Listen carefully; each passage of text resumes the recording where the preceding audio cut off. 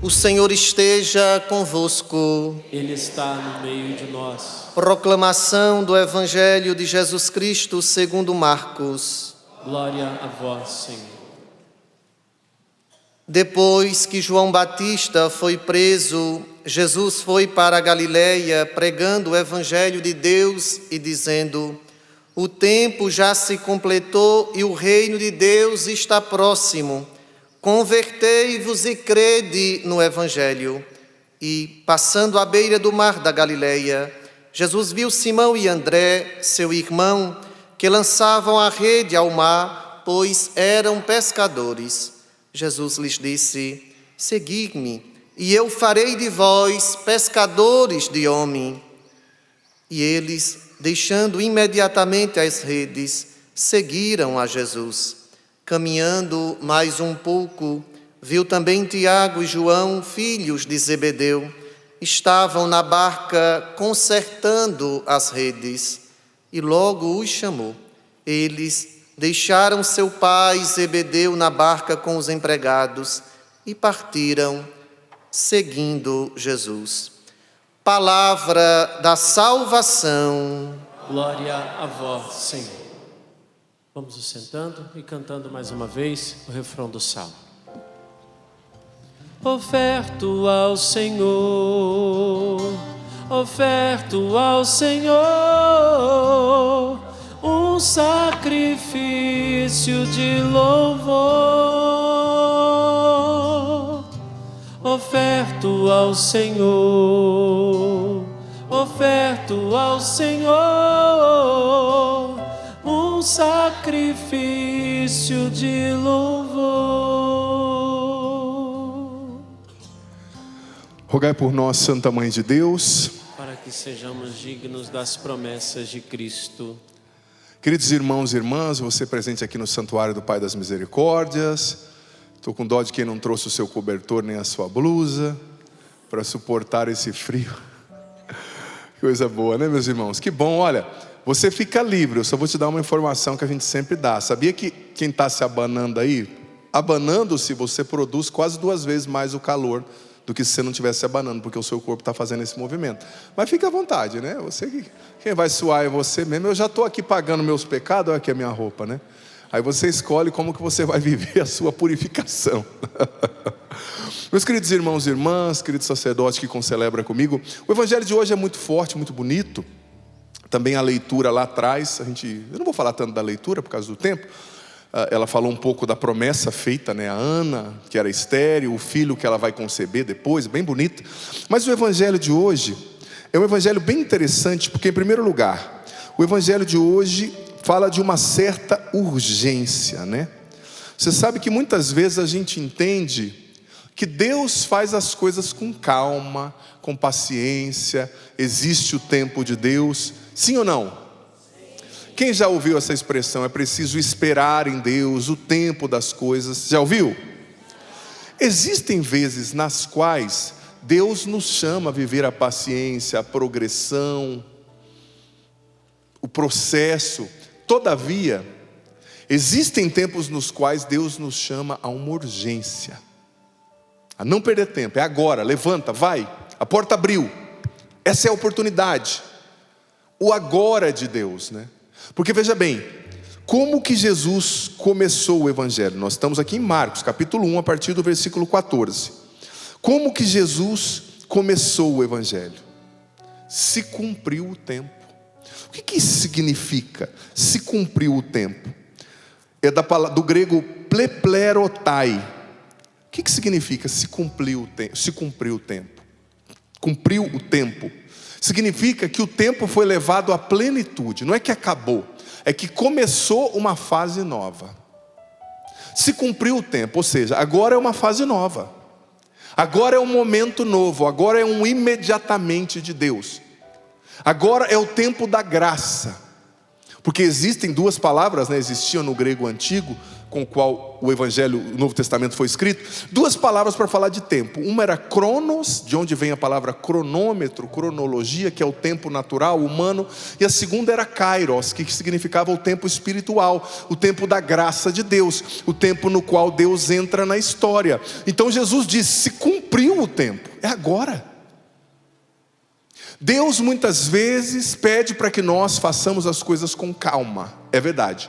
Mas também muitas vezes Deus pede para que a gente corra.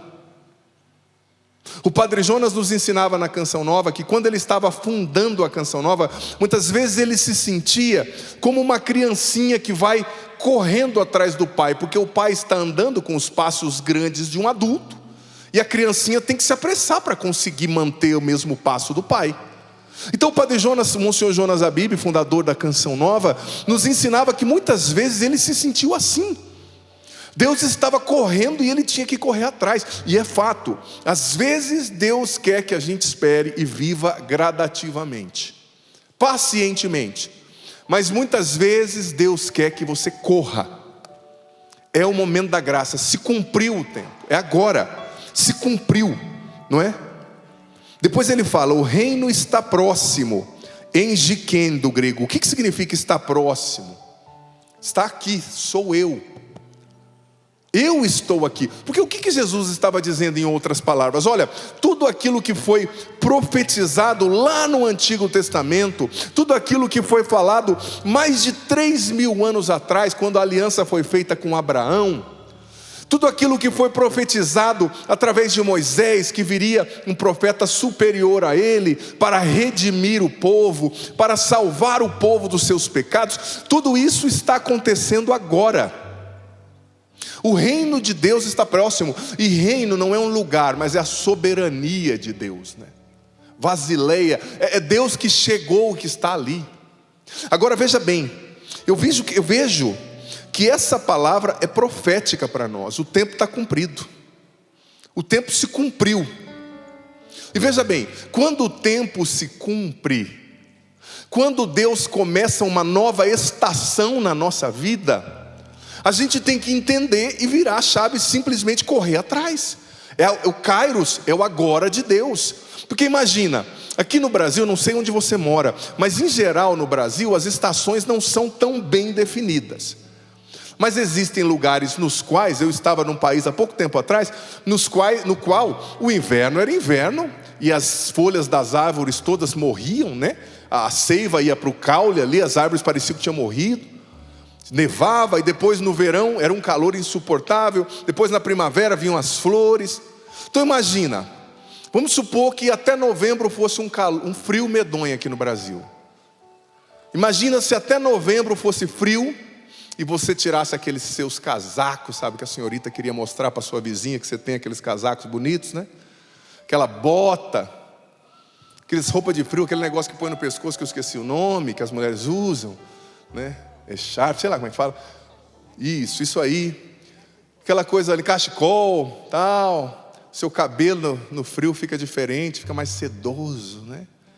Aí você curtiu o frio, só que tudo bem, passou o inverno, e você dia 12 de novembro vem para a Canção Nova, nessa neve que está caindo aqui hoje. 37 agora na sombra. Imagina se a senhorita chegasse aqui com aquele seu sobretudo, minha filha, com aquela bota até o joelho. Eu iria olhar para você e ia falar assim, gente, tem alguém do SAMU aqui? Acho que uma pessoa saiu da casa lá onde ela devia estar tomando os remédios, está meio doida aí. Imagina, do seu lado, tem alguém de sobretudo aí perto de ti?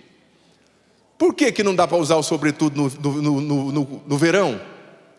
Porque passou o frio, não dá. Aí chega o frio, né? Vamos supor, brasileiro diz que gosta de frio. Nesses dias eu estava num lugar que estava menos 33 graus. Gosta de ir lá tirar uma foto e voltar, né? Porque não tem graça nenhuma.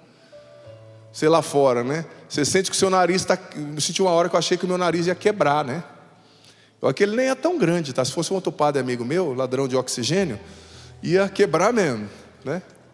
Brincadeira, padre, ele sabe quem é, não falei nome. Só digo que ele é corintiano. Vamos mudar de assunto.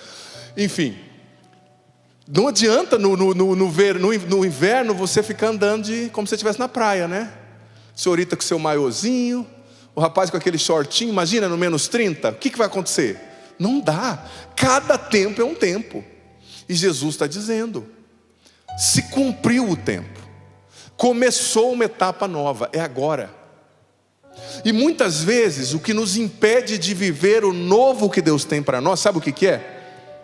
É porque entra o verão e a pessoa começa a dizer: ai, mas eu ainda não usei aquela bota, mas eu ainda não estreiei aquela roupa, mas eu ainda não usei aquele cachecol. Acabou o verão, agora é tempo de inverno. O que isso quer dizer? Às vezes a gente vai para uma nova etapa, Deus nos traz para uma nova etapa, e a gente fica lá resmungando: ai, mas eu pequei naquela etapa, ai, mas eu não fui a esposa que eu devia ser, ai, eu não comprei o carro.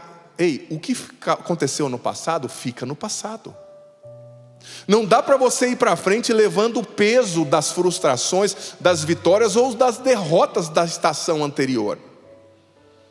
É preciso ir para frente. Para Deus abrir novas portas, a gente tem que fechar as portas velhas. Para Deus começar novas estações, a gente tem que cruzar o limiar, sair daquela estação. Então Jesus está dizendo: é agora, é o Kairos. O que você precisa deixar para trás hoje? No começo desse ano, você aqui, você em casa. Talvez é aquela mágoa, e a gente tem uma infeliz percepção de acreditar que a gente só pode ir para frente quando as coisas estão totalmente resolvidas. Padre, mas não está resolvido ainda entre eu e meu marido, ele não me pediu perdão do jeito que eu quero, ela não me falou por que aquilo aconteceu. Ei, existem momentos nos quais tem que deixar o que não conseguiu resolver e ir para frente. Simplesmente ir para frente. Porque a gente acha que tem que ser perfeito do jeito que eu quero, senão eu não consigo. Não. Com derrotas, com vitórias, com conquistas, com retrocessos, chega uma hora que é preciso só ir para frente, só recomeçar, só entrar no Kairos, no tempo de Deus, no bonde, Santo Agostinho dizia, da graça, né? Santo Agostinho dizia que ele tinha medo do Deus que passa, porque Deus passa, ele derrama graças que são específicas para aquele momento. E se você não está atento, você desperdiça o que Deus quer fazer. O reino começa, mas você não entra no reino. Cumpriu-se o tempo, agora é tempo de coisas novas. E para começar coisas novas, a gente tem que curar coisas velhas, a gente tem que fechar portas velhas, e a gente tem que simplesmente desprezar o que não está pronto, o que não ficou do jeito que eu queria. Padre, mas não devia ter sido assim. Olha, o passado você não muda. Não devia ter acontecido isso. O que aconteceu, aconteceu. Mas o meu marido não devia ter feito. Ele já fez. Qual é a resposta que você dá a partir de agora? Deus está te convidando para um tempo novo. Deus está me convidando para um tempo novo. Essa palavra é profética. E nós não vamos receber tudo o que Ele preparou para nós se nós não vivermos, não entrarmos nesse tempo novo. Então veja bem, o Evangelho não começa com um mandamento, ele começa com um acontecimento. Deus entrou na história e disse: se cumpriu o tempo. É agora o momento. E vamos continuar refletindo sobre o que o Evangelho quer dizer. Jesus é o centro do tempo. Nele converge o passado, o futuro se abre a partir dele. E ele disse: o reino está próximo, o reino sou eu. E como o reino se manifesta? Na pessoa de Jesus. Nos atos dele curar os doentes, expulsar o mal, perdoar os pecados, reunir os dispersos, ensinar com autoridade, né? Por que o reino está próximo? Porque Cristo veio habitar entre nós. Cristo entrou na história. Só que o que Jesus disse depois? O versículo 14 foi: se cumpriu o tempo, o reino está próximo. Depois do versículo 15, o que ele disse? Convertei-vos e crede no Evangelho. Olha para a pessoa que está do seu lado. Ela tem uma cara de pessoa convertida, sim ou não? Dá uma olhada para ela. Se ela tiver com sono, dá uma chacoalhada. Fala: acorda, a missa não é lugar de dormir. Que de cima eu vejo tudo, tá? Você que está dormindo com essa boca aberta, babando aí, estou de olho em ti. Tem cara de convertido, sim ou não?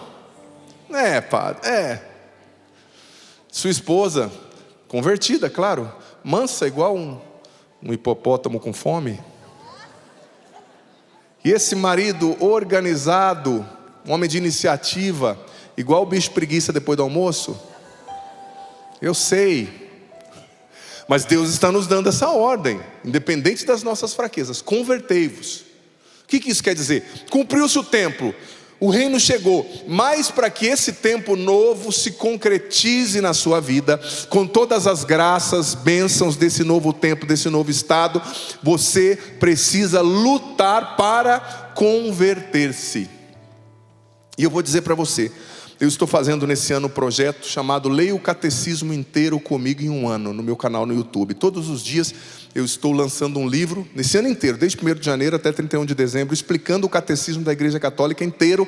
Todos os dias entra. E hoje à tarde, antes da missa, eu estava gravando, né? E eu estava gravando a parte que explica a consequência do pecado original, né? O pecado de Adão e Eva gerou a consequência, todos os homens herdaram, os seres humanos, as consequências do pecado de Adão e Eva. Nós temos aquilo que a igreja chama, que o catecismo chama, que os padres da patrística, né, os padres doutores da igreja dos 8 primeiros séculos chamam de concupiscência. E qual que é o remédio para a concupiscência? Para essa tendência ao mal que a gente tem.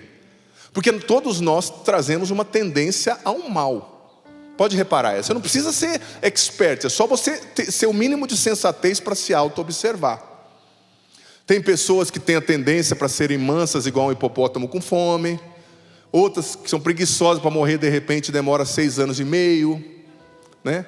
Outras que são orgulhosas, outras que julgam, condenam, olham já condenando, fala mal de padre, fala mal de todo mundo e sempre está certo. Tem outros que são orgulhosos, tem outros que não pode ver dinheiro, tem outro que cai no pecado da impureza, no adultério. Tem outro que tem a língua que não cabe no dia que morreu, um caixão para o corpo, outro para a língua, né? Cada um tem o seu defeito, a sua fraqueza. Só que o que é converter-se, diz o catecismo nessa sessão que eu estou lendo, ali a partir dos números 332 em diante, que eu estou gravando. Hoje eu estava gravando, por isso que está bem fresco na minha memória. O catecismo nos ensina que precisa acontecer na vida de cada cristão um duro combate.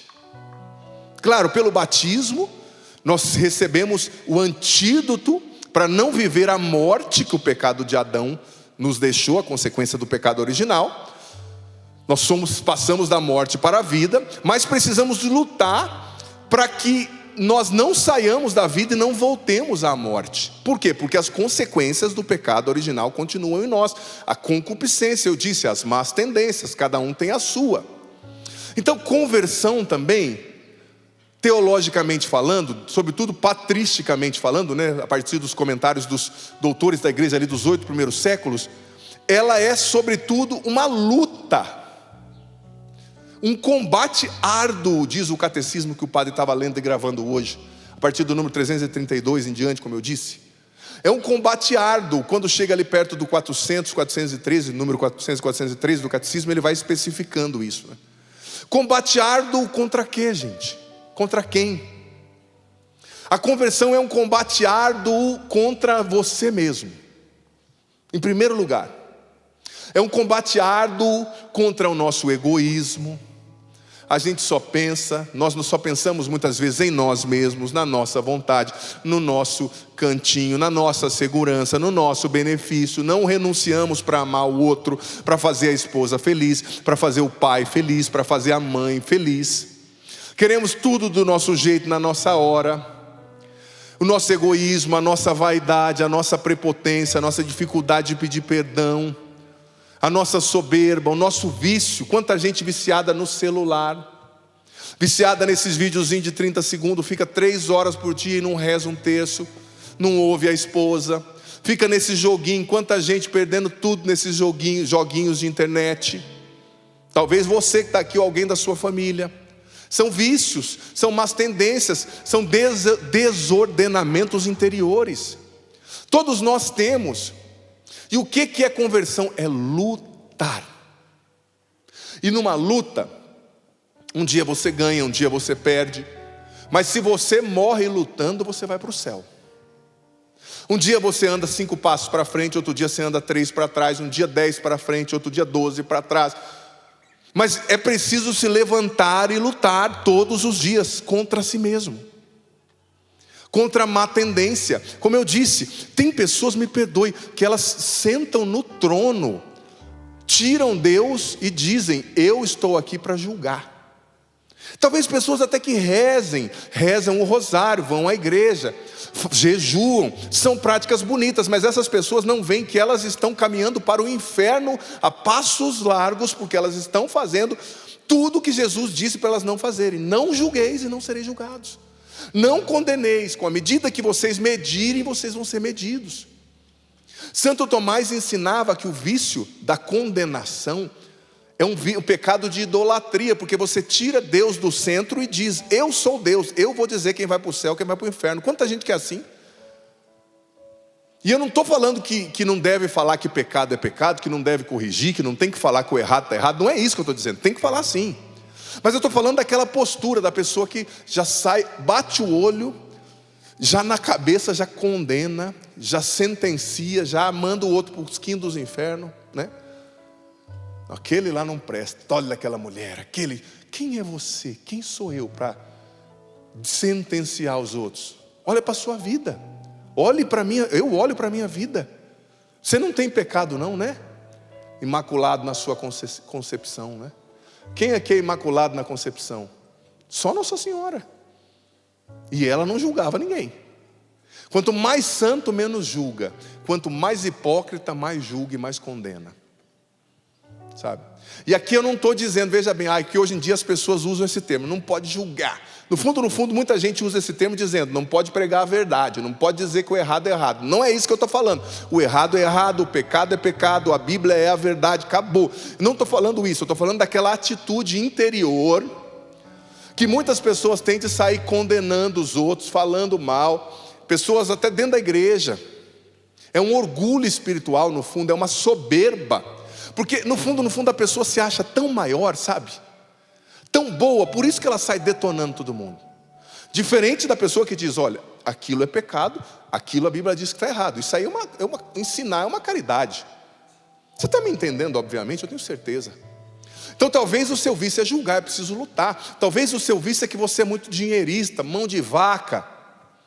Não compra um batom para sua filha, para sua esposa, depois quer que ela fica bonita. Tem que gastar dinheiro, meu amigo, minha amiga. Não com bobeira, claro, não com excesso, mas, sabe, viver bem, não ser refém, escravo de uma, sabe, mesquinhez.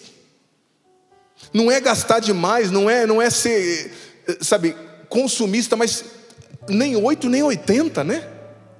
Talvez você é um tão dinheirista, você não consegue fazer nada para uma pessoa sem ter uma vantagem, tão calculista.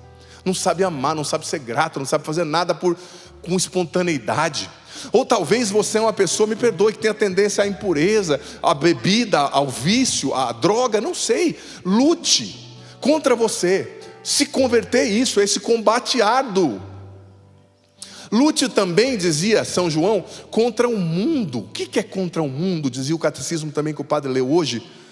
É contra a mentalidade desse mundo, a mentalidade mundana, que faz com que... Você quer entender o que é o mundo? É só ouvir as músicas de hoje, as séries de hoje, que ensinam totalmente o contrário do que o Evangelho e a Bíblia ensinam.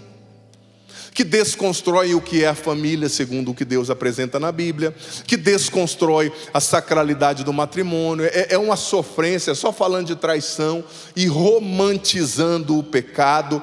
A pessoa traiu e está lá falando com aquele romance, com aquela justificativa melosa, eu traí, mas nós estávamos lá em tal lugar, eu e ele e ela, e você consumindo essa porcaria. Me perdoe a sinceridade. Isso é um mundo, é um pensamento contrário a Deus. É preciso combater isso e ser de Deus e pensar segundo o Evangelho, não segundo ideologias, não segundo mentiras, não segundo modinhas.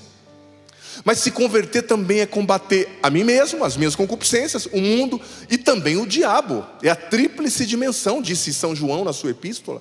O inimigo, o tentador, o mal personificado, que quer nos levar à revolta contra Deus. A revolta contra Deus é o pecado, é a desobediência, é a recusa na nossa liberdade do amor de Deus. Há o amor de Deus, né? Então converter é combater.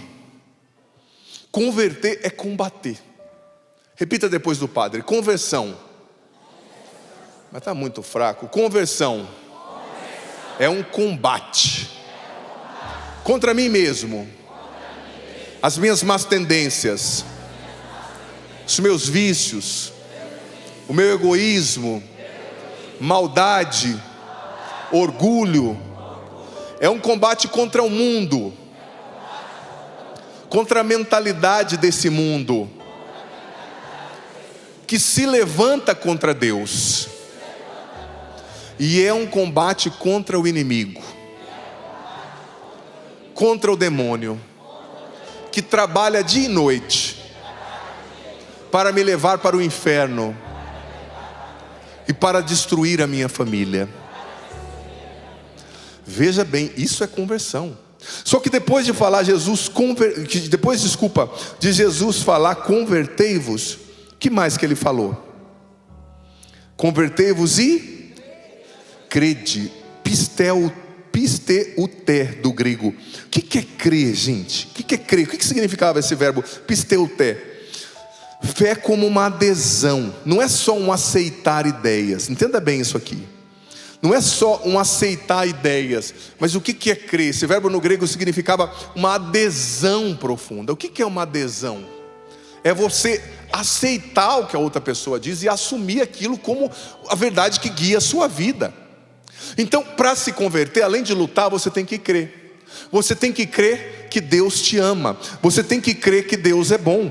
Sabe uma coisa que eu li?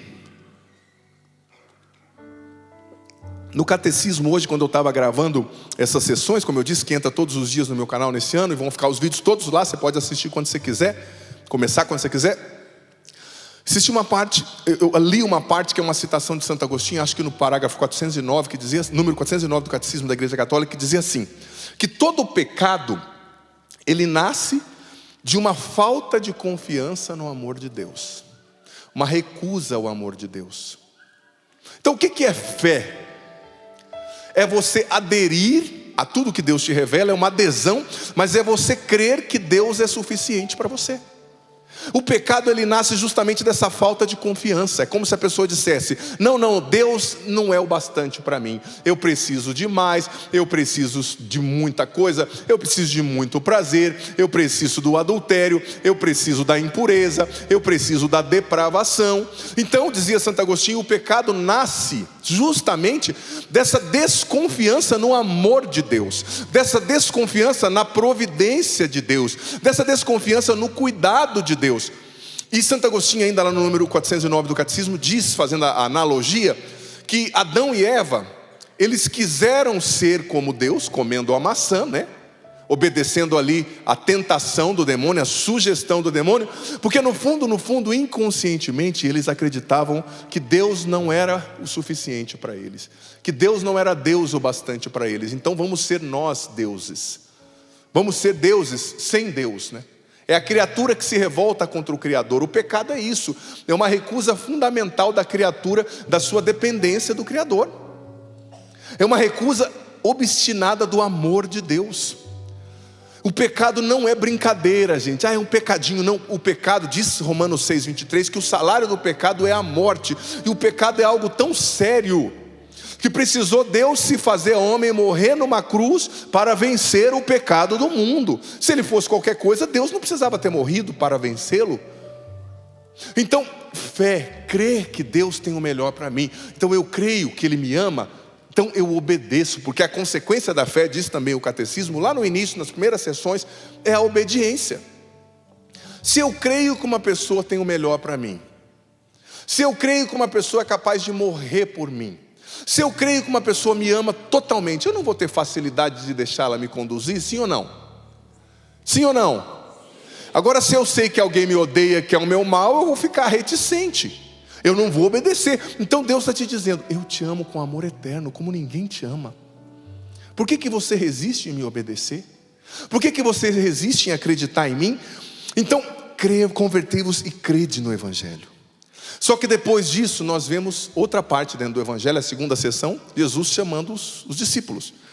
Jesus encontrou, né, Marcos vai desenvolver isso, os discípulos, e ele disse, vinde após mim, né, venham me seguir, e eu vos farei pescador de homens. E Marcos destaca a prontidão dos discípulos, né?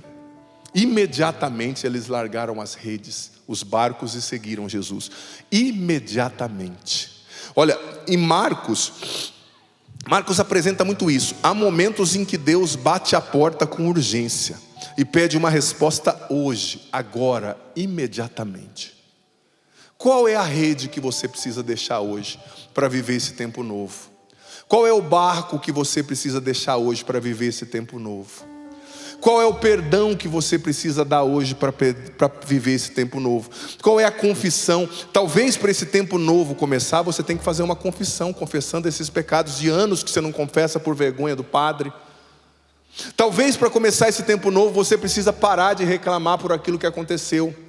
Houve uma traição, mas vocês já não entenderam que vão recomeçar? Então para de falar disso. Qual é a rede que você precisa deixar? Porque Jesus está dizendo imediatamente. Agora é a hora do Kairos, da urgência de Deus. É o Kairos de Deus, batendo a porta. É o agora de Deus, batendo a porta. E Deus está te pedindo, segue-me, eu vou fazer de você pescador de homens. Ou seja, pescadora de homens. Eu tenho coisas grandes, novas para você. É um tempo novo. Não fica ainda chorando por aquilo que é velho. Fecha a porta antiga, que eu tenho algo novo para você. Você acredita nisso, sim ou não?